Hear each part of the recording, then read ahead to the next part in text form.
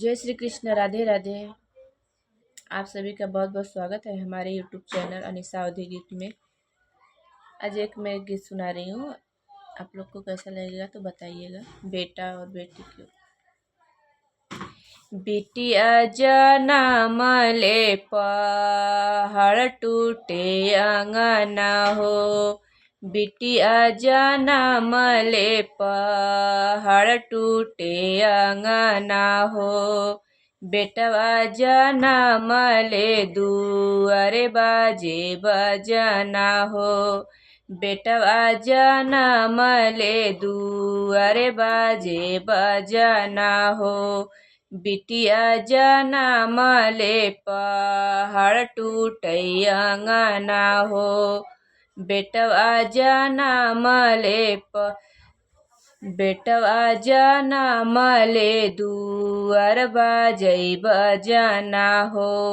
बेटा यौ बेटी में काहे फरक बाटै। बेटा यौ बेटी में काहे फरक बाटै। एक के सोहर दूजे नरक बाटै। एक के सोहर दूजे नरक बाटै। बेटा यौ बेटी में काहे फरक बाटै। एक के सोहर दूजे नरक बाटै। बिटिया जनम काहे दिहलै विधना हो। बिटिया जनम काहे दिहलै विधना हो। बेटवा जनम ले दुआर बाजे बजना हो।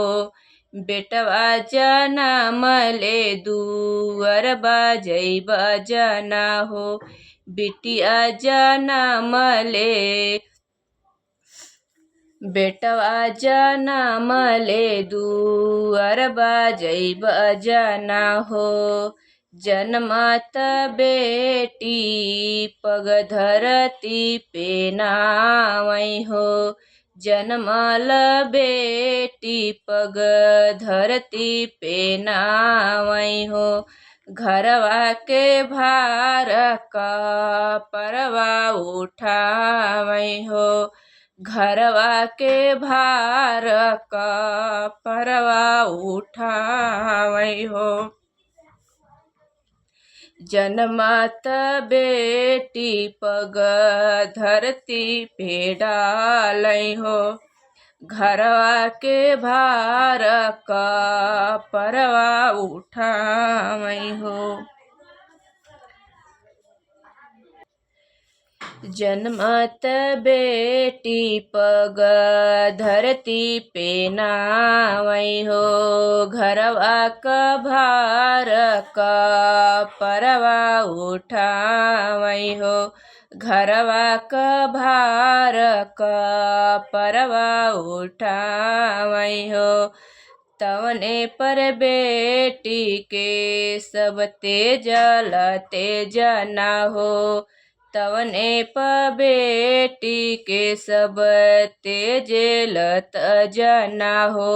बेटा जनम ले दुआर बाजै बजना हो। बेटा जनम ले दुआर बाजै बजना हो। घरवा से अगर बेटी कौनो बहरे जे जाली हो। घरवा से बेटी बहरवा जे जाली हो। लोगवा कहेला देली पगड़ी डुबाई हो। लोगवा कहेला देली पगड़ी डुबाई हो। औ बेटवा आवारा बनी घूमै घर घूमना हो। बेटवा आवारा बनी घूमै घर घूमना हो।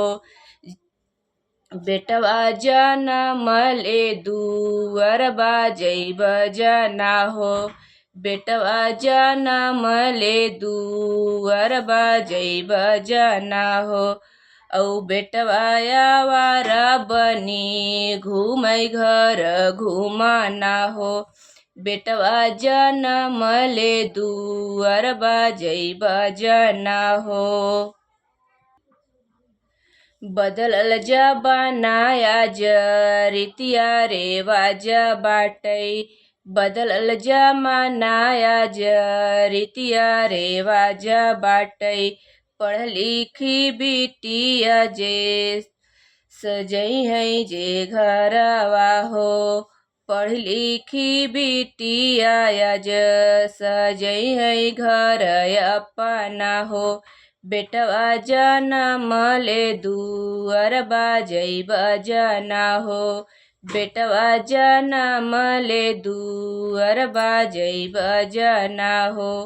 बदलल जमाना आज रीतिया रिवाज बाटै। लड़का औ लड़की में भेद नाही आजू बाटै। पढ़ लिखी बिटिया सजै है घर अपना हो। पढ़ लिखी बिटिया सजै है घर अपना हो। बेटवा जनमले दुअर बाजै बजना हो। बिटिया जनमले पहाड़ टूटै अंगना हो। बेटवा जनमले दुअर बाजै बजना हो। बिटिया जनमले पहाड़ टूटै अंगना हो। बेटवा जनमले दुअर बाजै बजना हो।